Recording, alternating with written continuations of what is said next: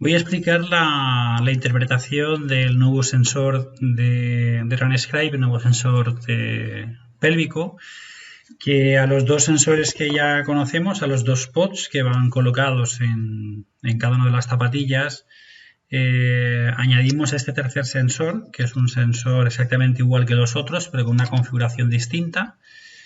De modo que este sensor va a ir colocado en la parte posterior del pantalón. Va colocado de esta forma. Aquí iría el sacro y aquí se engancharía pues el pantalón, la parte trasera del pantalón, de forma que con este pequeño sensor vamos a poder conocer algo muy importante en carrera, que es la cinemática de pelvis, cinemática 3D. Y no solamente el movimiento de pelvis en carrera, sino que además también vamos a ver otra variable muy importante, que es el movimiento es decir, la velocidad angular de ese movimiento, con lo cual podemos tener información bastante precisa en torno a problemas, por ejemplo, relacionados con la inestabilidad. ¿De acuerdo? Entonces, recordemos, con la nueva actualización de este sensor de pelvis, se añadiría a los dos sensores, los dos pods que van colocados en las zapatillas. Y los tres, es importante, funcionan de forma simultánea. Toda la información que es recogida por este sensor de pelvis va sincronizado por los sensores que recogen derecha e izquierda, con lo cual la cantidad de información que aportan pues ahora mismo es una información bastante amplia que nos permite conocer al detalle pues qué es lo que puede estar sucediendo en la biomecánica de la persona que estemos analizando. Aquí tendríamos esta pestaña de Sacrum Plots, en el cual vamos a poder ver la información de cinemática en 3D. Básicamente lo que vamos a ver van a ser estas gráficas que veis aquí, estas tres filas de gráficas que van a corresponder a los ángulos de pelvis. La pelvis tiene tres movimientos: un movimiento tridimensional, un movimiento va a ser el tilt, que sería el movimiento antero-posterior, el movimiento de delante a atrás, la anteversión y la retroversión. El otro movimiento sería el que pone obliquity, que sería el movimiento en plano frontal, sería un movimiento muy importante en la capacidad de absorción de carga, el impacto. Y un tercer movimiento que sería el de la rotación, el movimiento en el componente transversal, que también tiene un papel extremadamente importante en la capacidad de absorción y amplitud de la zancada.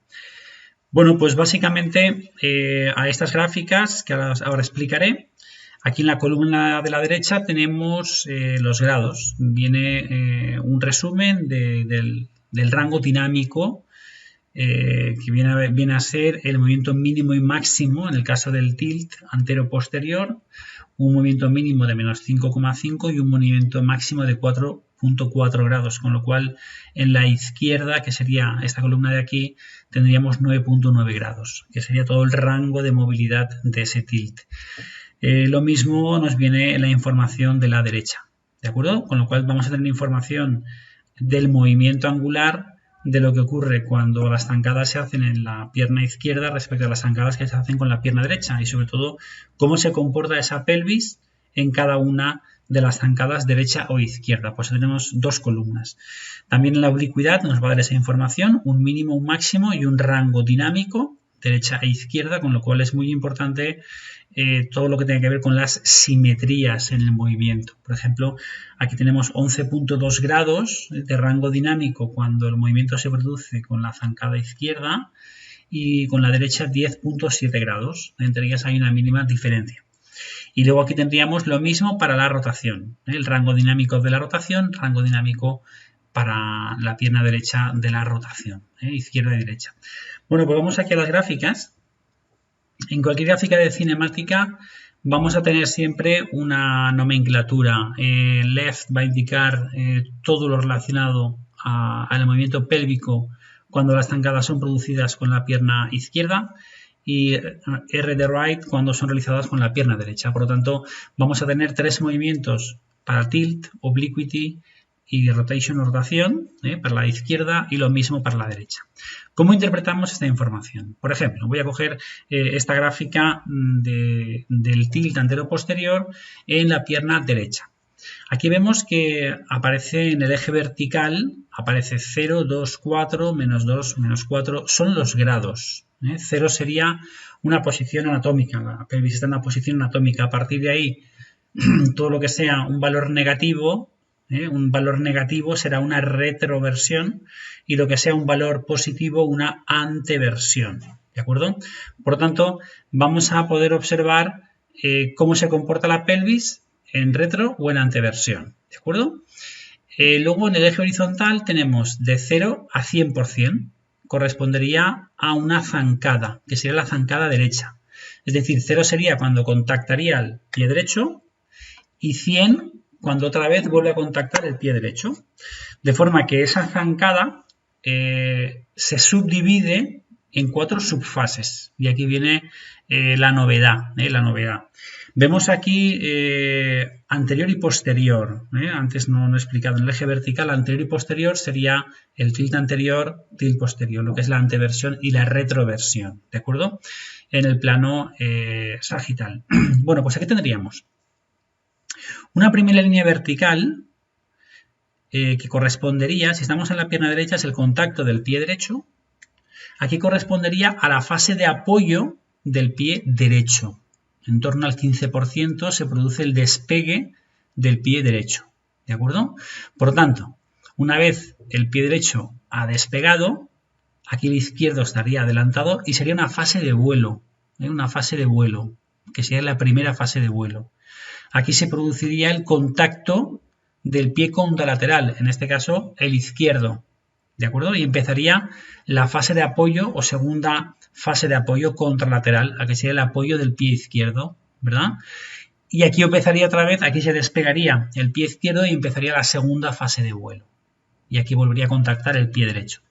Por lo tanto, en una zancada en carrera vamos a tener 2 fases de apoyo. Primera fase de apoyo con el pie derecho, segunda fase de apoyo con el pie izquierdo. Primera fase de vuelo, segunda fase de vuelo. Claro, el poder subdividir la zancada de esta forma, pues fijaros que permite conocer en gran medida el comportamiento en cada subfase de carrera. Por ejemplo, aquí tenemos que en el contacto inicial y poco más allá de la fase media del apoyo, que vendría hasta aquí, más o menos, tenemos que se produciría un valor negativo. Esto es una retroversión. De modo que va a tender hacia un tilt anterior o una anteversión cuando se produce la máxima extensión de cadera, es decir, que la pierna derecha está volando. Por lo tanto, la pelvis alcanza su pico máximo de anteversión. ¿De acuerdo? Que es lo que veríamos aquí. Esto es una fase de vuelo. Aquí, al contactar el pie izquierdo, otra vez la pelvis vuelve a la retroversión. ¿De acuerdo? Tendríamos el segundo apoyo del pie izquierdo, que es esto, de una retroversión. Otra vez el pie izquierdo en este caso se despegaría y tendríamos de nuevo una tendencia hacia la anteversión. ¿De acuerdo? Así que tenemos una onda sinusoidal en cuanto al movimiento de anteversión, retroversión. Y aquí es lo mismo, pero lo único que sucedería es con la izquierda, con lo cual podemos analizar y podemos comparar el comportamiento de la pelvis. Por ejemplo, aquí tenemos que en esta triatleta, cuando hay un contacto con la pierna izquierda, parte en torno a menos 5,5 grados de tilt posterior. Fijaros que cuando lo hace con la derecha, lo hace casi a menos 2. Eso es una asimetría. Con la izquierda hay una mayor retroversión que con la derecha. El sistema no nos va a decir qué es lo que le pasa al triatleta o al deportista. Únicamente nos hace una foto del movimiento dinámico y ya el trabajo clínico, la valoración clínica, la anamnesis, la interpretación de todo esto, pues nos tiene que ayudar para saber qué es lo que puede estar sucediendo. Pero aquí podríamos ver que hay una diferencia. En la fase de apoyo vemos que el comportamiento es distinto, una y otra. Luego podemos observar también que cuando alcanza el tilt anterior, pues aquí hay como una especie de meseta, ¿verdad? Cosa que con la izquierda no se produce de la misma manera. Son movimientos asimétricos entre una y otra. Luego, si observásemos los rangos, veríamos, por ejemplo, vamos a la izquierda, que sería esta gráfica de la izquierda, tendríamos desde menos 5,5, que sería este punto de aquí, valor mínimo, menos 5.5, a un valor máximo de 4.4, sería este punto de aquí. Por lo tanto, valor mínimo y valor máximo, esto es un rango dinámico de 9.9 grados, ¿de acuerdo? Podemos ver que aunque el comportamiento cinemático difiere, el rango dinámico que necesita, en este caso, es el mismo. Claro, este test se ha hecho a una velocidad en torno a los 3,10 el kilómetro, es una velocidad muy alta, por lo tanto, en cuanto a los valores normativos, en una velocidad no a esa velocidad tan alta, el valor referente es en torno a más o menos 8 grados. A esta velocidad más alta y en deportistas de élite, los rangos dinámicos son algo distintos a corredores amateurs a velocidades más lentas. Pero como referencia, aquí estaríamos hablando más o menos de 9 grados de rango dinámico en el componente del tilt. Por tanto, esta sería la forma de interpretar la pelvis en componente antero-posterior. ¿De acuerdo? Vamos a la segunda gráfica, esta gráfica que está de color rojo. Y aquí en esta gráfica que está de color rojo, lo que nos va a dar es el movimiento que pone aquí obliquity, que es la oblicuidad. En el plano frontal sucedería este movimiento, ¿no? Entonces tendríamos pues lo mismo, las fases son las mismas que las que he explicado anteriormente. Aquí tendríamos el 0, up sería cuando la pelvis sube y down cuando la pelvis baja. Con lo cual, aquí tenemos la información para la izquierda y para la derecha, ¿de acuerdo? Es decir, cuando hacemos la zancada con la derecha nos va a dar la información del comportamiento de la pelvis derecha, ¿de acuerdo? Y cuando es con la izquierda, el comportamiento de la pelvis izquierda. Voy a explicar, por ejemplo, el comportamiento para la pierna derecha. Aquí, ¿qué es lo que tendríamos? Que en el contacto inicial tendríamos un valor mínimo, pues más o menos en torno a 1,5 grados. Sería el valor en el contacto inicial. Aquí vemos que en la fase media del apoyo, que vendría a estar aquí aproximadamente, se produce la absorción de la carga, ¿verdad? Por eso la hemipelvis derecha, en este caso, cuando contactase el pie en el suelo, la hemipelvis subiría, absorbería. Eso es muy importante. Tiene que absorber la carga. Si no subiese, aquí tendríamos un problema, porque no tendríamos una capacidad de absorción, ¿verdad? Con lo cual, aquí tenemos una capacidad de absorción de la carga, muy importante. Aquí se produciría el despegue del pie derecho. Por lo tanto, esto es la fase de vuelo en la que el pie derecho de detrás va hacia adelante hasta que contacta el pie izquierdo que contactaría aquí, ¿de acuerdo? Con lo cual, aquí observamos que la pelvis en la fase de vuelo, en este caso la derecha, la hemipelvis derecha, aquí desciende, ¿sí? Aquí vuelve a extender, ¿de acuerdo? Contacta el pie izquierdo y ojo aquí esta fase que es muy importante, cuando se produce el contacto del pie contralateral, en este caso el pie izquierdo, lo que sucede a la pelvis es que si no hay una buena estabilidad, la pelvis, en este caso derecha, nos caería, que no es así, ¿de acuerdo? Es decir, aquí vemos que cuando se produce el contacto del pie izquierdo, la hemipelvis derecha, fijaros que se queda a menos 4 grados, ¿vale? A menos 4 grados. En el contacto inicial derecho se ha producido a 4 grados y aquí a menos 4 grados. Quiere decir que hay un rango dinámico en esa fase muy estable. Porque el principal problema de lesiones en carrera sucede en esta fase, que es en la caída de la pelvis contralateral. Si aquí tuviésemos una curva así, por ejemplo, a menos 8, a menos 10, querría decir que cuando apoya el pie izquierdo, cuando apoyas el pie izquierdo, la hemipelvis izquierda subiría, pero la derecha, que sería esta, caería en exceso, que no es el caso. Aquí no hay una caída de la pelvis contralateral. Esa sería la segunda fase de apoyo en la pierna izquierda. Aquí otra vez sería fase de vuelo hasta el contacto inicial. Y aquí pues tendríamos lo mismo. Aquí tendríamos un valor mínimo, un valor máximo y unos rangos. Aquí ¿qué es lo que tendríamos? Pues si observamos estas imágenes con esta tabla, siempre un valor mínimo en la izquierda, si nos vamos aquí a left, siempre va a coger el punto mínimo. Aquí habría menos 5.5 y otro que sería el punto máximo, que sería aquí, 5.7. Y aquí nos da un rango, 11,2, 10,7. Repito, en deportistas de alto nivel, a alta velocidad, la movilidad en plano frontal suele estar en torno a 10 grados más o menos 1,5 grados. Por lo tanto, tendríamos un plano oblicuo en un rango dinámico bastante normal.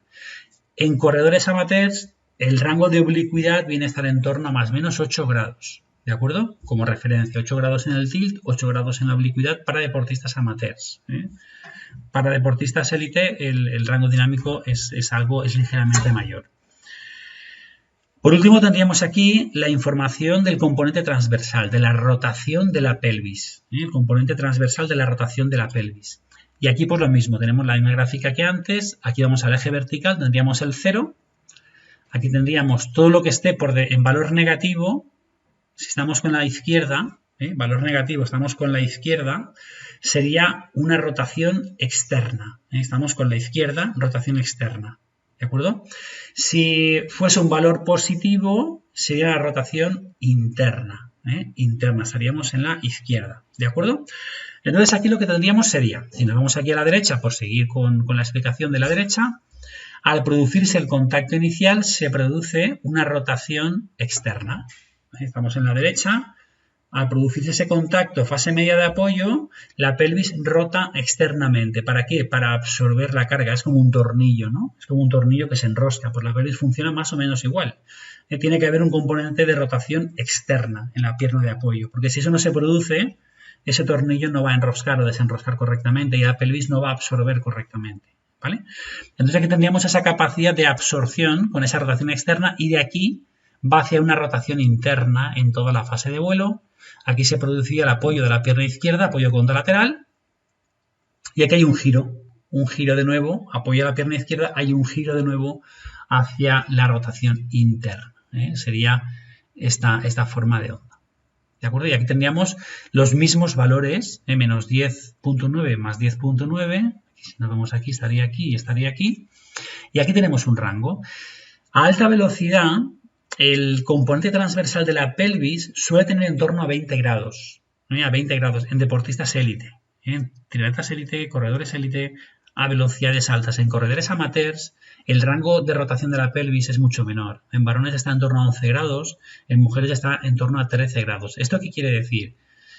Que, por ejemplo, si trabajamos con deportistas amateurs y tenemos una persona que rota su pelvis 20 grados, mucho ojo.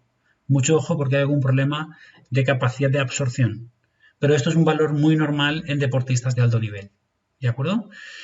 Yo no he encontrado todavía ninguna publicación que esto lo corrobore y yo os hablo desde la experiencia, desde los deportistas que yo he analizado, tanto amateurs como deportistas de alto nivel. Es la principal diferencia que he observado entre unos y otros corriendo a velocidades más altas o a velocidades más lentas. Obviamente los deportistas de alto nivel corriendo a velocidades lentas se manejan con unos rangos de rotación bastante menores. Pero parece ser que el componente de rotación es muy importante que aumente cuando uno corre muy rápido, quizá por la mayor capacidad de absorción de esa carga. De modo que si os fijáis podemos hacer un visionado 3D. Viendo las gráficas podemos hacer un visionado 3D y eso es muy interesante. Sobre todo en la fase de apoyo. Mirad, nos vamos a la pierna derecha. Se produciría el contacto del pie derecho, la pelvis tiene que estar en retroversión. Para absorber la carga, esta derecha debería de elevarse, absorber, pero además debería dirigirse en rotación externa, que es lo que estamos viendo aquí. Eso es un patrón muy normal en un corredor.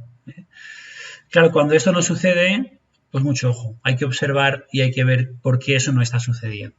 Esa es la interpretación de la cinemática 3D de las variables aportadas por RunScribe.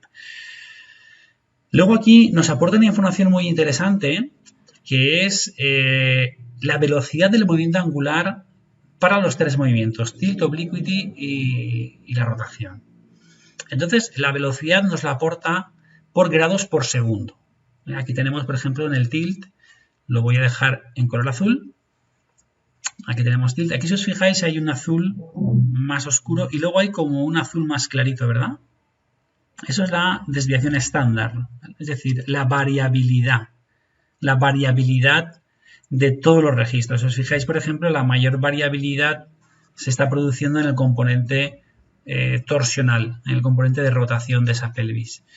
Entonces, aquí lo que hacemos es observar las diferencias que hay en el movimiento angular entre derecha e izquierda. Esto es muy importante para ver las simetrías en cuanto a la estabilidad. En esta corredora esta es una pelvis muy estable. ¿Por qué es una pelvis muy estable? Porque los valores de velocidad del movimiento angular son muy parecidos derecha e izquierda.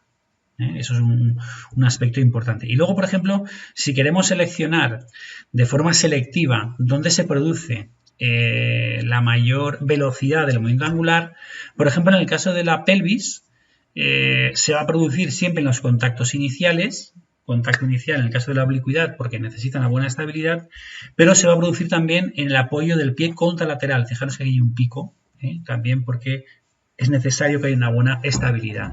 Entonces son valores a alta velocidad y son valores en grados por segundo que podríamos utilizarlos como referente incluso. Si encontrásemos una pelvis muy inestable, lo que veríamos aquí en vez de 260 a 252, pues veríamos pelvis de 400, de 500 grados por segundo. Os querría decir que son movimientos muy bruscos, ¿no? Como falta de control excéntrico en el movimiento. De modo que esa sería una forma de poder interpretar tanto la información cinemática 3D como el movimiento angular en cuanto a la velocidad. Luego nos podemos aquí desplazar hasta Summary, que sería el resumen de todas las métricas que ya nos aportan los bots, pero se ha añadido esa información numérica, que son las mismas informaciones que ya antes he explicado aquí. Lo interesante es que esto luego nos lo va a dar el informe que nosotros imprimimos en PDF. Y luego hay una nueva variable que es la oscilación vertical, es decir, la elevación del centro de masas, porque este pod va colocado a nivel de sacro y lo que estamos buscando es el desplazamiento del centro de masas. Pero es que además de ese movimiento del centro de masas, lo que nos va a decir es derecha e izquierda, cómo se produce esa elevación del centro de masas. Que eso es muy importante, sobre todo para ver las simetrías. Por ejemplo, en el caso de esta corredora, vemos que con la izquierda tiene una oscilación vertical menor que con la derecha. Pues habrá que revisar por qué. Habrá que ver por qué se produce este tipo de asimetrías, ¿no? Cuando realmente tenemos que buscar información lo más simétrica posible. Bueno, pues esta es la nueva información que RunScape aporta en el nuevo sensor pélvico. Creo que es una información extremadamente importante en biomecánica de carrera. Es decir, si algo queremos saber de nuestro deportista, aparte de las dinámicas de la carrera, va a ser saber qué sucede a nivel pélvico, especialmente en prevención de lesiones. Y luego, bueno, pues mirad, esto es el PDF que ya viene generando anteriormente siempre RunScape, pero aquí, bueno, pues nos aparece ya las métricas de forma numérica. Lo que todavía no permite es imprimir las gráficas. Se puede hacer un copiar-pegar, pero no nos aparecen en el informe y sería interesante poder tener también ese tipo de información.